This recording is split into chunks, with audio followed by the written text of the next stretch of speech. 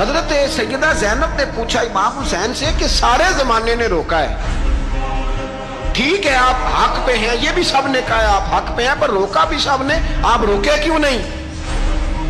تو ابن کثیر اور ابن اسیر لکھتے ہیں کہ امام حسین رو پڑے، کہنے لگے بہن میں رک جاتا، پر میں نے رات کو نانا مصطفیٰ کو خواب میں دیکھا ہے۔ تو حضور نے فرمایا حسین اگر آج یہ رواج پڑ گیا نا یزید جیسے لوگوں کا تو قیامت تک پڑا رہے گا، پھر لوگ کہیں گے کوئی نکلا نہیں تھا تو ہمیں بھی نکلنا، پھر لوگ ظالموں کے سامنے گردنیں جھکانے کے عادی ہو جائیں گے۔ میں کہتا رہتا ہوں، کہہ رہا ہوں، کربلا کی جنگ کفر اسلام کی جنگ نہیں، کفر اسلام کی جنگ نہیں کربلا کی، کیونکہ یزید تو بڑا پکا نمازی تھا، خطبہ دیتا تھا وہ تو۔ جب امام حسین رضی اللہ تعالیٰ عنہ نے کربلا کے میدان میں جمعے کا دن تھا تو یزید کے سامنے کو بات کرنی شروع کی عمر بن سعد کے سامنے، تو عمر بن سعد کہنے لگا حسین زیادہ باتیں نہ کر، ہمارا جمعہ لیٹ ہو رہا ہے، جنگ کے لیے تیار ہو، فٹافٹ آ، اہل بیت نبوت کو قتل کریں گے اور قتل کے بعد پھر نماز پڑھیں گے اور پھر کہیں گے اللہم صلی علی محمد وعلی آل محمد، اسی نماز میں پھر درود بھی پڑھیں گے۔ یہ کیسا مرتبہ ہے، کیسا انداز ہے، دوستی قاتل سے بھی مقتول سے یارانہ بھی۔ امام حسین نے حر بن یزید امام حسین سے کہنے لگا مجھے حکم ہے آپ کو روکنے کا، آپ آگے نہیں جا سکتے۔ امام صاحب نے فرمایا وجہ زمین اللہ کی ہے، اس نے کہا آپ بیعت نہیں کر رہے، یزید کی حالات آپ کے حق میں درست نہیں ہے، آپ نہیں جائیں گے۔ امام روک گئے۔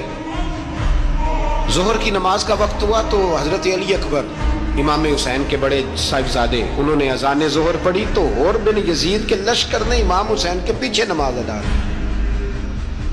کہا بھئی تم مقابلے میں آئے ہو نماز پیچھے پڑھتے ہو؟ کہا حضور مقابلہ تو تلواروں سے کر رہے ہیں پر ہمارا دل تو مانتا ہے نا کہ مصطفیٰ کا نواسہ بڑی شان والا ہے۔ حر بن یزید نے 3 نمازیں لشکر سمیت امام حسین کے پیچھے پڑھی ہیں، 3 نمازیں، ظہر اثر اور مغرب۔ پھر امام حسین کے سامنے شرائط پیش کی کہ آپ کو یہاں گھیر لیا گیا ہے، یہاں آپ بیعت کریں گے، یہاں پہ جنگ کریں گے، 2 ہی باتیں۔ امام حسین نے فرمایا نہیں بھائی بیعت تو میں نہیں کرتا، اس کے علاوہ تم جو کہتے ہو میں کرنے کو تیار ہوں۔ اس نے خط لکھا، عبید اللہ ابن زیاد کو ایک بندہ دوڑایا پیچھے کوفے، چند میل پہ کوفہ تھا، کہا وہ نہیں مان رہے، کیا کرنا؟ تو حسین ابن علی ہے، میں زیادہ دیر انہیں روک بھی نہیں سکتا۔ انہوں نے پیغام دیا حر بن یزید کو کہ کرنا کچھ بھی نہیں، ان کا پانی بند کر دو، بلیک میل کرو، کھانا پانی نہیں ملے گا، چھوٹے چھوٹے بچے ہیں خود ہی مان جائیں گے۔